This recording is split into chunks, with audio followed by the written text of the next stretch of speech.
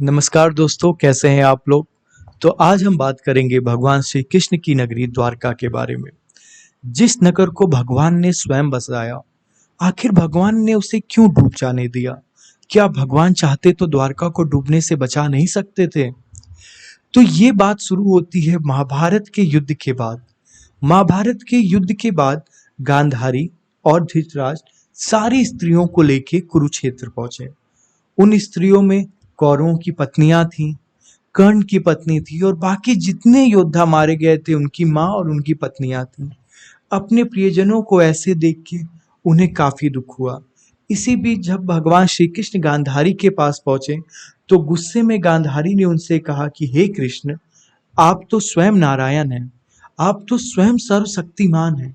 आप चाहते तो ये युद्ध रोक सकते थे, परंतु आपने ऐसा नहीं किया, जिस कारणवश लोग आपस में ही लड़के मारे गए। मैं आपको श्राप देती हूँ कि ऐसे ही आपके यदुवंश का भी नाश हो जाएगा और आप चाह के भी कुछ नहीं कर पाएंगे। जैसे आप यहाँ बस देखते रह गए, वैसे ही आप वहां भी देखते रह जाएंगे। थोड़े समय बाद जब गांधारी का गुस्सा शांत हुआ तो उन्हें अपनी गलती का पछतावा हुआ, परंतु भगवान ने कहा कि आपको चिंता करने की जरूरत नहीं, क्योंकि आपने वही कहा जो होने वाला है। आप तो मात्र एक माध्यम बनी। इस घटना के कुछ दिन बाद दो यदुवंशी सात्विक और कृतवर्मा ऐसे ही महाभारत के युद्ध के बारे में चर्चा कर रहे थे। चर्चा करते करते बात काफी बढ़ गई और एक ने दूसरे का सर काट दिया। इसके बाद ऐसा हुआ कि यदुवंश पूरा दो भाग में बट गया।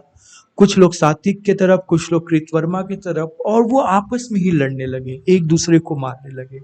भगवान श्री कृष्ण जो सब जानते हैं, वो जानते हैं कि युग का अंत होने वाला था, उन्हें अब वापस जाना था और उनके जाने के बाद पूरी द्वारका को भी समाप्त होना था। तो भगवान चाहते तो सब कुछ रोक सकते थे, परंतु उन्होंने ऐसा नहीं किया, क्योंकि यही प्रकृति का नियम था। एक युग को समाप्त होना था और दूसरे युग को आना था। परंतु भगवान को इसका काफी दुख था, इसलिए वो और बलराम जी एक वृक्ष के नीचे बैठ के काफी देर तक इस पे विचार करते रहे। अंत में बलराम जी ने अपने शरीर को त्यागा और शेषनाग के रूप में वापस चले गए। भगवान श्री कृष्ण काफी दिन तक वहीं ध्यान करते रहे। इसी बीच एक बहेलिये को भगवान का पैर किसी हिरण के समान दिखाई दिया और उसने दूर से उस पे तीर लगा दिया। जब वो पास गया तो उसे भगवान के पैर से खून आता दिखाई दिया। उसने भगवान से माफी मांगी।